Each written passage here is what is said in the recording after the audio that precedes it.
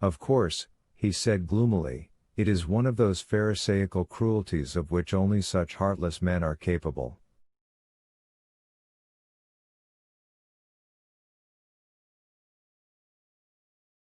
He knows what agony any recollection of him must give her, and knowing her, he must have a letter from her.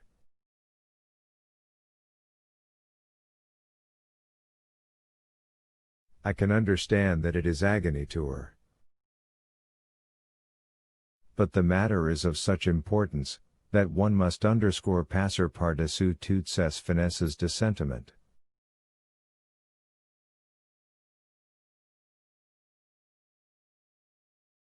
Il y va du bonheur et de l'existence d'un et de ses enfants. I won't speak of myself, though it's hard for me, very hard, he said, with an expression as though he were threatening someone for its being hard for him. And so it is, Princess, that I am shamelessly clutching at you as an anchor of salvation.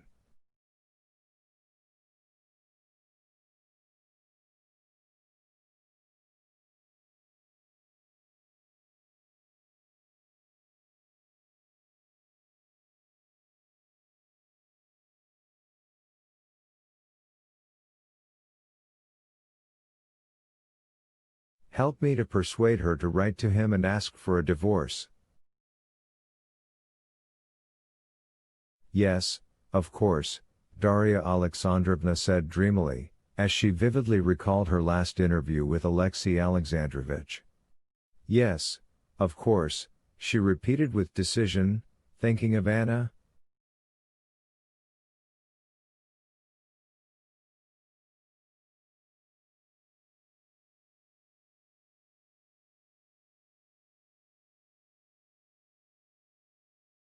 Use your influence with her, make her write.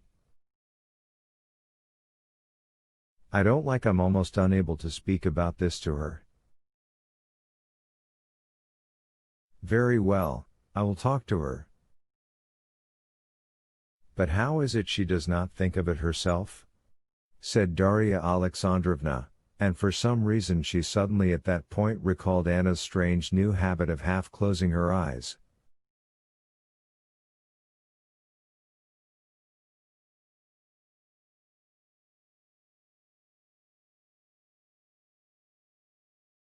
And she remembered that Anna drooped her eyelids just when the deeper questions of life were touched upon.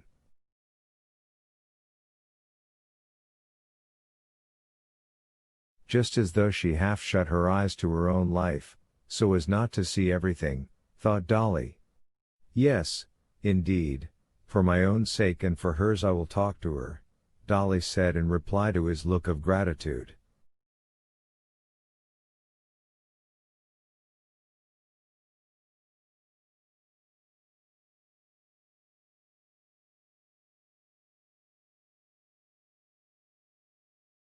They got up and walked to the house. Chapter 22. When Anna found Dolly at home before her, she looked intently in her eyes, as though questioning her about the talk she had had with Vronsky, but she made no inquiry in words.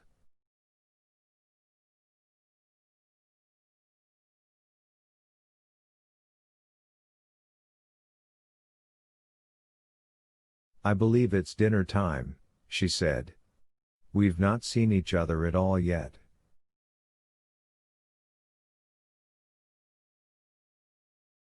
I am reckoning on the evening. Now I want to go and dress. I expect you do too, we all got splashed at the buildings. Dolly went to her room and she felt amused. To change her dress was impossible, for she had already put on her best dress. But in order to signify in some way her preparation for dinner, she asked the maid to brush her dress, changed her cuffs and tie, and put some lace on her head.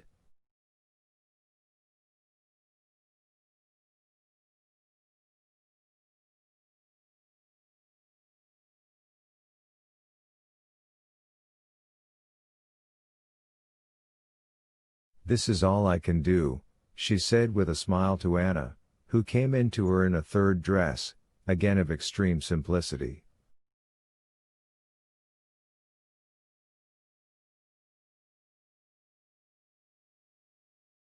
"Yes, we are too formal here," she said, as it were apologizing for her magnificence. "Alexei is delighted at your visit, as he rarely is at anything."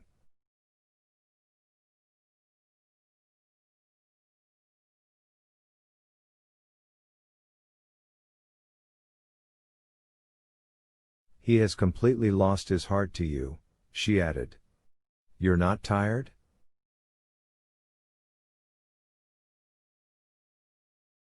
There was no time for talking about anything before dinner. Going into the drawing room, they found Princess Varvara already there, and the gentlemen of the party in black frock coats.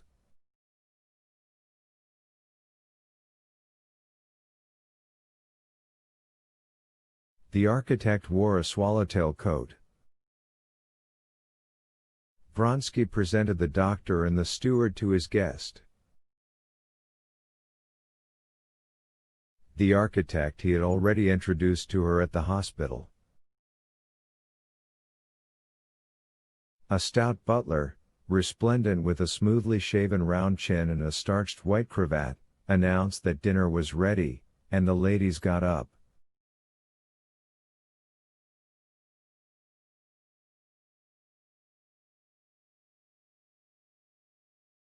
Vronsky asked Sviashky to take in Anna Arkadyevna, and himself offered his arm to Dolly.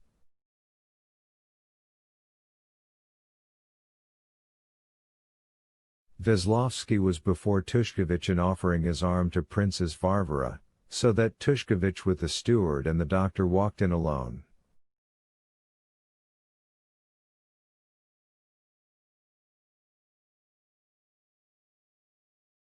The dinner, the dining room, the service, the waiting at table, the wine, and the food, were not simply in keeping with the general tone of modern luxury throughout all the house, but seemed even more sumptuous and modern.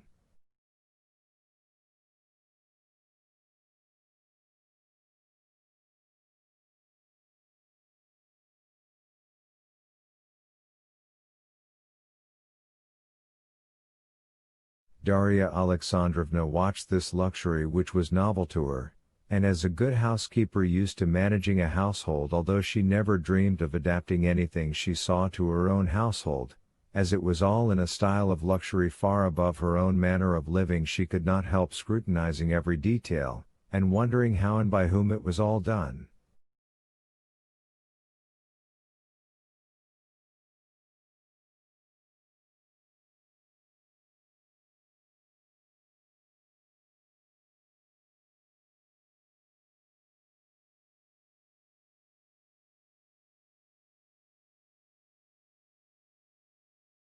Vasenka Veslovsky, her husband, and even Sviashky, and many other people she knew, would never have considered this question, and would have readily believed what every well-bred host tries to make his guests feel, that is, that all that is well-ordered in his house has cost him, the host, no trouble whatever, but comes of itself.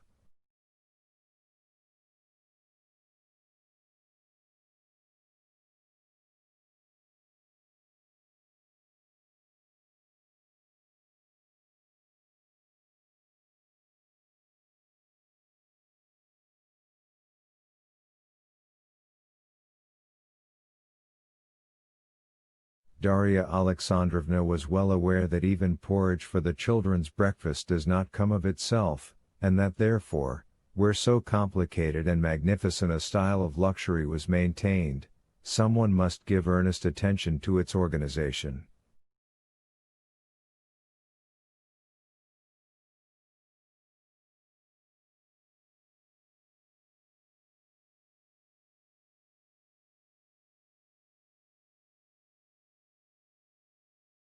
And from the glance with which Alexei Kirillovich scanned the table, from the way he nodded to the butler, and offered Darya Alexandrovna her choice between cold soup and hot soup, she saw that it was all organized and maintained by the care of the master of the house himself.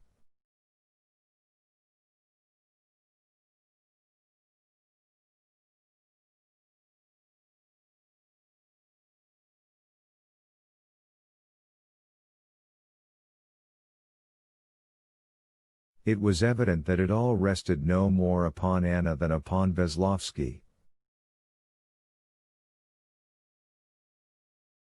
She, Sviashky, the princess, and Veslovsky, were equally guests, with light hearts enjoying what had been arranged for them.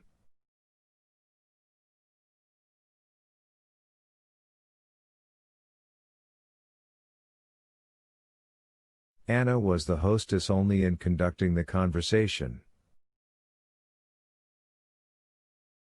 The conversation was a difficult one for the lady of the house at a small table with persons present, like the steward and the architect, belonging to a completely different world, struggling not to be overawed by an elegance to which they were unaccustomed, and unable to sustain a large share in the general conversation. But this difficult conversation Anna directed with her usual tact and naturalness, and indeed she did so with actual enjoyment, as Darya Alexandrovna observed.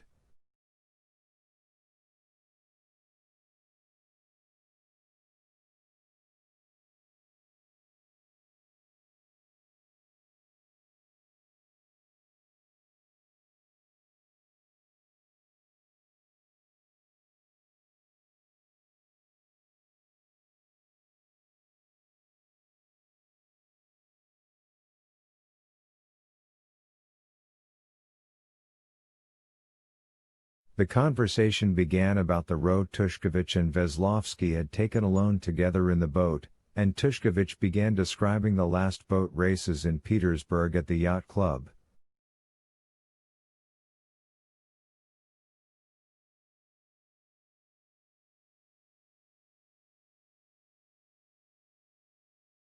But Anna, seizing the first pause, at once turned to the architect to draw him out of his silence.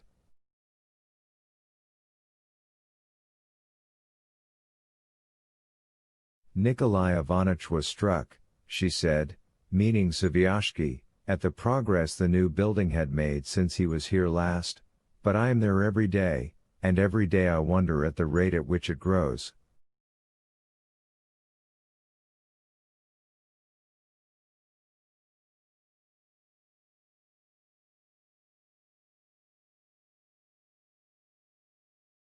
It's first-rate working with His Excellency, said the architect with a smile. He was respectful and composed, though with a sense of his own dignity. It's a very different matter to have to do with the district authorities.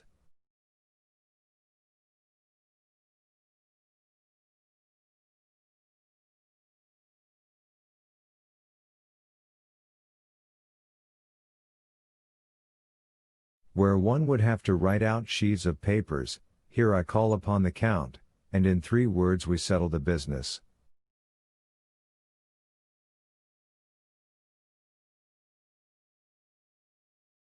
The American way of doing business, said Sviashky, with a smile.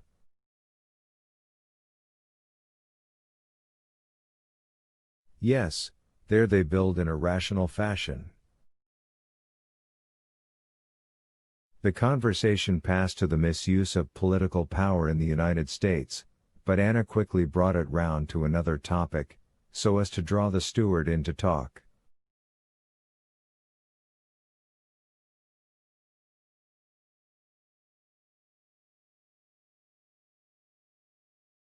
Have you ever seen a reaping machine? She said, addressing Darya Alexandrovna. We had just ridden over to look at one when we met.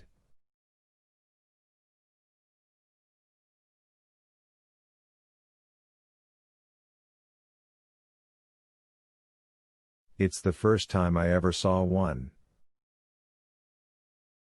How do they work? Asked Dolly. Exactly like little scissors. A plank and a lot of little scissors.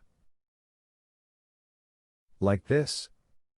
Anna took a knife and fork in her beautiful white hands covered with rings, and began showing how the machine worked.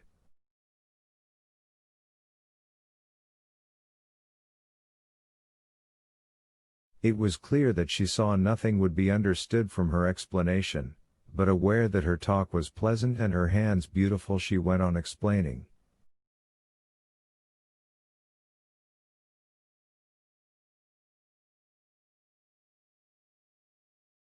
More like little penknives, Veslovsky said playfully, never taking his eyes off her.